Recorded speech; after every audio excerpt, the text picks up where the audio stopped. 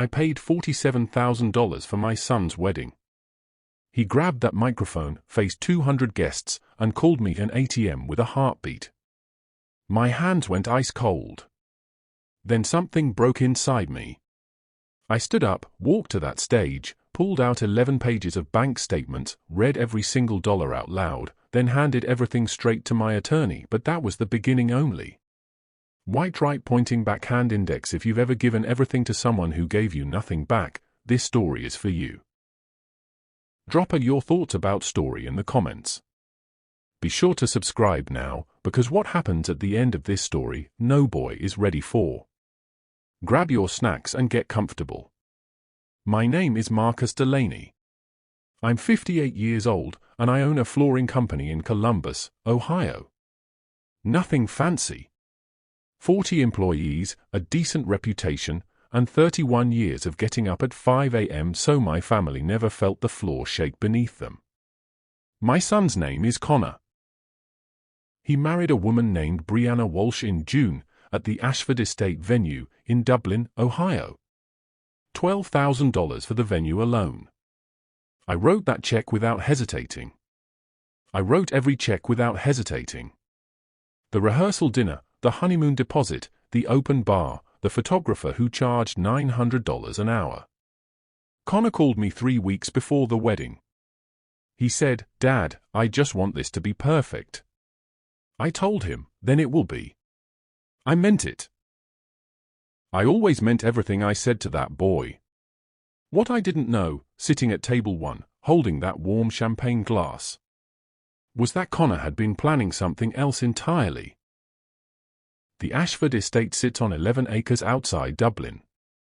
White tents, string lights, a stone fountain that runs all night. The kind of place you see in magazines. The kind of place that costs real money. I drove out there the month before the wedding to settle the final invoice. The event coordinator, a woman named Patricia, she walked me through everything. She was professional, careful with her words, and she handed me a folder. Inside that folder was an itemized bill. $47,212. I stared at that number for a long moment. Patricia didn't flinch. She'd probably seen men absorb worse. I pulled out my checkbook right there at her desk, and I wrote it. I remember the pen scratching the paper. I remember thinking about the flooring job in Westerville I'd just finished, the one that took 3 weeks in bad weather, the one that paid almost exactly that amount. 3 weeks of crawling on my knees for other people's floors. Gone in one signature. But I signed it. Because Connor was my son. Because his mother, my ex-wife, Diane, had told me for 20 years that I never did enough. And I was still trying to prove her wrong. Connor never called to ask what the venue cost. He never asked about anything. He just sent me a text the day after I paid. It said, "Patricia confirmed everything. Thanks." Not "thank you, Dad." Just "thanks." Like I was a contractor he'd hired. I told myself it didn't matter. I was wrong about that too. Let me tell you something about building a life for someone else. It doesn't happen in big dramatic moments. It happens in the small ones that nobody ever sees. The Thursday nights I drove Connor to soccer practice in the rain with a bad knee or after 12 hours on a job site. The science fair project we stayed up until 2 a.m. finishing because he'd waited until the last night. The college application fees. The car insurance for 4 years. The security deposit on his first apartment in Clintonville. The time he called me from a parking lot in Cincinnati at midnight, broke, stranded, and I drove 2 hours each way without saying a single word about it. I never kept score. That was the thing people never understood about me. I genuinely never kept score. Diane used to say I was emotionally unavailable. Maybe she was right about some of it. I worked too much. I missed birthdays. I was exhausted in ways I didn't know how to explain. But I showed up every time it mattered financially. Every Single. Time. Connor graduated college with zero debt. Zero. I paid every semester. $44,000 over 4 years at Ohio State. And now he was standing at a microphone in a suit I bought, telling 200 people a story about his father. A story I didn't recognize. A story that made the guests at table 7 start whispering behind their hands. And I sat there, still holding that champagne glass, still not drinking. Connor had notes. He actually had notes on his phone. He tapped the screen twice before he started speaking again. And I realized this wasn't impulsive. This wasn't alcohol. This was prepared. My father, he said, his voice steady and loud through the venue speakers, taught me one thing above everything else. The crowd leaned in. 200 people in formal wear, candles on every table, the stone fountain running behind the tent. He taught me that money fixes everything. Laughter. Actual laughter. From people I'd never met, from Brianna's family, from Connor's college friends who'd eaten food I'd paid for. Connor smiled at the crowd. He couldn't make it to my little league games, he said. But the equipment was always top of the line. More laughter. Brianna's mother, Karen Walsh, dabbed her eyes, smiling. My brother Ray sat 2 seats from me. I felt his hand touch my arm under the table. I didn't move. He wasn't there for the hard conversations, Connor continued. But the tuition cleared every semester. The laughter was quieter now. Some people were shifting in their seats. Some people understood what was happening. Connor raised his glass. So here's to my dad, he said. The ATM with a heartbeat. 200 people laughed. Some of them clapped. And I felt something happen inside my chest. Not anger. Not yet. Something quieter than anger. Something colder. I set my champagne glass down on the white tablecloth. Very carefully. And I stood up. Every step I took toward that microphone, the room got quieter. People noticed. People always notice when a big man moves with absolute stillness in his face. I'm 6'1", 220, and I've been working with my hand since I was 19 years old. I don't shake. I don't raise my voice. My brother Ray whispered, "Marcus, don't." I kept walking. The wedding DJ, a kid named Tyler with wireless headphones around his neck, stepped back from the equipment. Even he understood something was shifting. Connor watched me come toward the stage. His expression changed. The smile stayed, but the eyes changed. He held the microphone loosely, unsure whether to hand it over or not. I reached the stage. I held out my hand. He gave me the microphone. Brianna was watching from the head table. Her face was unreadable. I looked out at 200 people, 200 strangers and near strangers, in a venue I'd signed a check to own for one evening. The fountain ran behind the tent. A child at table 12 was eating cake. I reached into the inside pocket of my jacket. My suit jacket. The one I'd bought at Nordstrom in Easton, specifically for this wedding, because Connor had asked me to look presentable. I pulled out 11 folded pages. Bank statements. Printed that morning at the Columbus main branch. Highlighted in yellow. I smoothed them flat against the podium. I looked up. "Since we're being honest tonight," I said. The room held its breath. I read the first line slowly. October 14, 2009. Ohio State University tuition payment. $11,200. Nobody laughed. February 8, 2010. Ohio State spring semester. $11,200. I turned the page. June 3, 2011. Connor Delaney medical bill, Ohio Health Riverside. Emergency appendectomy. $8,417. A woman at table 4, someone from Brianna's side, quietly put her fork down. September 2012. Connor's first apartment. Clintonville, Columbus.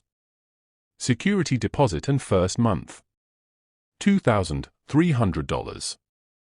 I kept reading. Every line. Every date. Every dollar amount. The car insurance, the laptop he needed junior year, the spring break trip to Cancun I never asked about after I wired the money.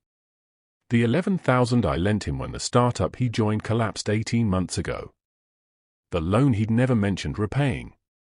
People were not moving. 200 people in evening wear, sitting completely still. Brianna had her hand over her mouth. Connor had sat down. I don't know when he sat down. I just noticed he was sitting. His tie was slightly loosened. His face had no color left in it. I turned to the final page. And finally, I said, June 4th, 2026. Ashford Estate. Connor Delaney wedding. Venue, catering, bar, photographer, rehearsal dinner, honeymoon deposit. I looked up. $47,212. I set the pages on the podium. That's the ATM, I said. Those are the receipts. Nobody clapped. Nobody laughed.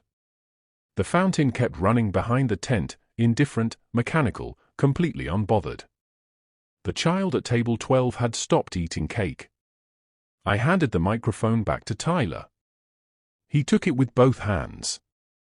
I walked back to table 1, sat down, and picked up my champagne glass. I took a sip. It was warm. My brother Ray sat beside me without speaking for a full minute. Then he said, very quietly, "You okay?" I didn't answer. Connor hadn't moved from the head table. Brianna leaned toward him, whispering something into his ear. Her expression had changed entirely. It was no longer the controlled smile from the ceremony. It was something harder. Something calculating. And that's when I first understood, this wasn't just about Connor. Karen Walsh stood up from table 3. She walked over to her daughter with the particular posture of a woman who has managed difficult situations before. She bent down, said something brief, and Brianna nodded once. Then Karen looked across the tent at me. It was not a warm look. It was the look of someone who'd just watched her investment become complicated. Because that's what I was to these people. Not the father. Not the man who wrote every check. An investment. And investments that caused scenes were inconvenient. The DJ played something soft and instrumental. Dinner was announced. People picked up their forks. The evening continued. But something had cracked open in that tent, something that would not close again. And I had not yet read them everything. 3 days after the wedding. Connor called me. It was a Tuesday morning. I was on a job site in Gahanna, marking measurements for a hardwood install. I saw his name on the screen. I let it ring 4 times before I answered. Dad. His voice was flat. We need to talk about what you did. I kept my eyes on the measurement tape. You humiliated us, he said. In front of everyone. I said, I read bank statements. Connor. You made Brianna's family think we're users. You made her mother. I made her mother read numbers, I said. Numbers don't lie. Silence. Then, she's talking about annulment. I stopped moving. I set the tape measure down on the subfloor. What did you say? Brianna, he said. She told her mom that she didn't know the financial situation was so. He paused. She called it embarrassing. And there it was. The thing I hadn't expected. Not Connor's anger. Brianna's. She didn't know what you'd paid for. I asked. Another silence. Longer. Connor. Did Brianna not know what I paid for? She knew some of it, he said. How much is some of it? He didn't answer. And that silence, that particular silence, told me something enormous. Brianna Walsh had not known the full extent of what I'd spent. Which meant Connor had been managing her perception of me, carefully, deliberately, for a very long time. Which meant the toast wasn't just cruelty. It was cover. I hired an attorney 3 weeks after the wedding. Her name is Sandra Okafor. She works out of a small office in Worthington, and she has the kind of quiet competence that makes you feel like the situation might actually be survivable. I sat across from her desk on a Wednesday afternoon. I brought the bank statements, the original checks, and one additional document. A promissory note. Signed by Connor Delaney, dated November 2024. Acknowledging a personal loan of $11,000 from Marcus Delaney, with a verbal agreement to repay within 18 months. Sandra looked at it for a long time. He signed this, she asked. He signed it, I said. And the 18 months elapsed. 4 months ago, I said. She set it down carefully. There's more, I told her. I explained what I discovered in the weeks since the wedding. The joint account Connor had opened with Brianna 2 months before the wedding, into which he had transferred $14,000. $14,000 from the account I still co-signed, the one I'd set up for him during college and never removed my name from. Because I trusted him. Because I was his father. Sandra looked at me with the expression of someone carefully controlling their reaction. He transferred funds from a joint account you co-own, she said. Without telling me, I said. She picked up her pen. Mr. Delaney, she said. I need you to understand what you're actually describing here. I already knew. I'd known for 2 weeks. That's why I hadn't slept. The letter arrived at Connor's apartment on a Friday. Sandra sent it certified mail, return receipt requested. I know the exact moment he read it, because he called me 40 minutes after the delivery confirmation. He didn't say hello. He said, "What is this?" His voice was not flat anymore. His voice was something I hadn't heard since he was 17, caught in a lie about where he'd been on a school night. It's a legal notice, I said. Requesting repayment of the $11,000 loan, plus documented recovery of $14,000 transferred without authorization from our joint account. Dad. $25,000, Connor. Silence. I'm your father, I said. Not a bank. Not an ATM. Not a punchline at a microphone. Brianna's mother is threatening. I don't care what Brianna's mother is threatening, I said. I was sitting in my kitchen in Westerville. It was early evening. The light was coming in low and orange through the window above the sink. You told 200 people I was nothing, I said. You spent $47,000 of my money on a day you used to humiliate me. Connor said, I didn't think you'd. You didn't think, I said. That was always the problem. He started to say something else. I hung up. I sat in that orange kitchen light for a long time. Not crying. Not angry. Just present. Just, finally, completely, devastatingly done. The certified mail receipt sat on the table beside my coffee mug. Signed. Delivered. Every single transfer.